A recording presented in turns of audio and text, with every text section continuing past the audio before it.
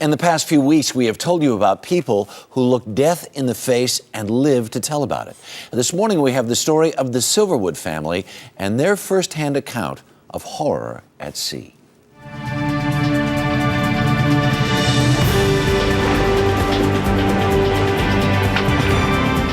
This trip was all my dad, all his dream. There goes Captain John. Ever since I could remember, my dad would talk about taking us out on the boat and taking us out sailing around the world. It was a very, very dark night, and the moon hadn't come up.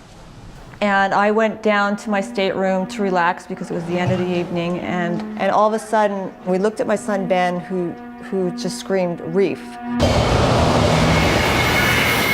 The sounds were like microphone feedback in an auditorium where you have to cover your ears.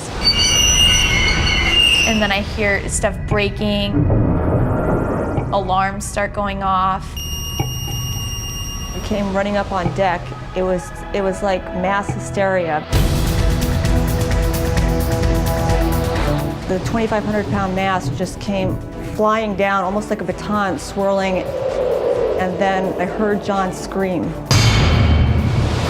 At that point in time, I turned to see my two little kids hugging each other, screaming, "I don't want to die." They're shaking, "I don't want to die, I don't want to die." And that's when it really hit me that we were all going to possibly die.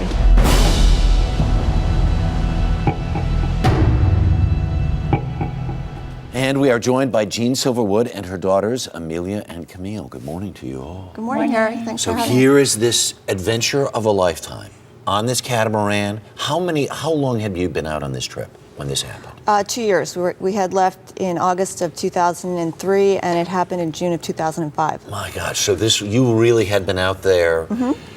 Was the trip going well to that point, or what was the feeling on board? Well, we had different circumstances. We had good times and bad times. It was hard to take a family out of a house and put them on a boat the size of a RV and get used to it. Sure. And what did you hit?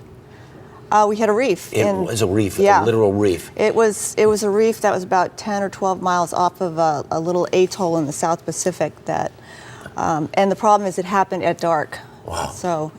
You had no idea what was going on? No. Do you remember it? Do you remember that night? Yeah. What was it like?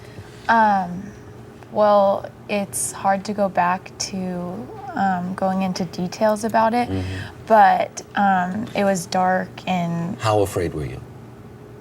I was more in shock, and then I started to get more scared and more afraid as the night went on because I didn't know what was going to happen. This mast comes down, ends up literally landing on your husband's legs.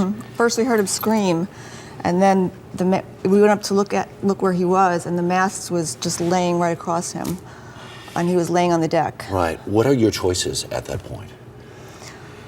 Well, you kind of just go into survival mode, and I was in shock because I didn't know what to do. I have my kids, I have my husband, and what do I do? Who do I save? Did it seem like that there was a literal choice between your children and your husband?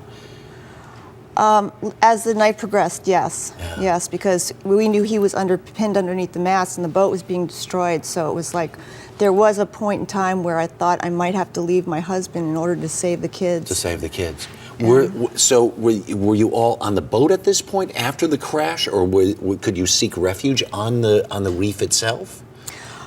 We did later, but we were on the boat for several hours, and it kept breaking up, so we would have to move from one part of the boat to another part of the boat. The only remaining part of the boat was a little section of the aft that we had finally, when we got him loose underneath the mast, we brought him back there. Wow.